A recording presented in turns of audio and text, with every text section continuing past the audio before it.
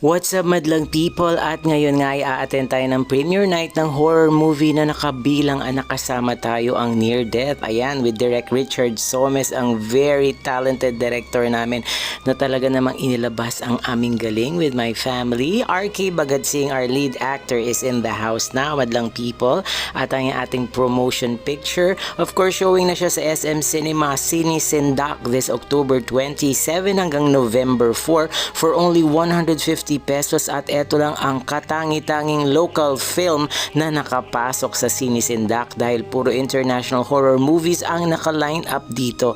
Kaya suportahan na natin ang sariling atin. Ayan, of course, supporting cast tayo, kaya naman talagang nagganda-gandahan din tayo sa ating pwesto at nag-aura-aurahan din tayo bago magsimula ang ating premiere night. Ito pa ay talagang pinaghirapan at pinagpagura Nika Valencia in the house, at rumapa rin tayo sa red carpet para naman masulit natin dahil very challenging ang role natin. Ano kaya ang role natin dyan? Mabibilis ang mga eksena ko dyan, pero talagang very challenging at tatak. Charlie Dizon, ang aming napakagaling na talagang buhos na buhos ang acting niya sa pelikulang ito. Panoorin nyo at makaka-relate kayo ng bongga. Miss Lotlot de Leon, may eksena kami ni Lotlot de Leon dyan. Abangan nyo kung ano yon.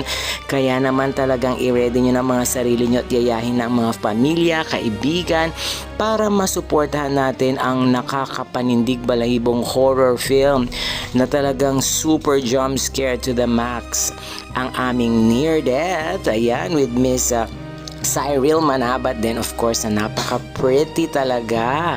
Ayan, na talagang go, go, go, laban na tayo at i-ready na ang sarili natin sa panonood nito this coming October 27 to November 4 at all SM Cinemas nationwide. Maraming salamat, and I hope ay mabantayan at mapanood nyo naman ang inyong Sashi Esmeralda sa aming kauna-unahang horror film na nakasama tayo.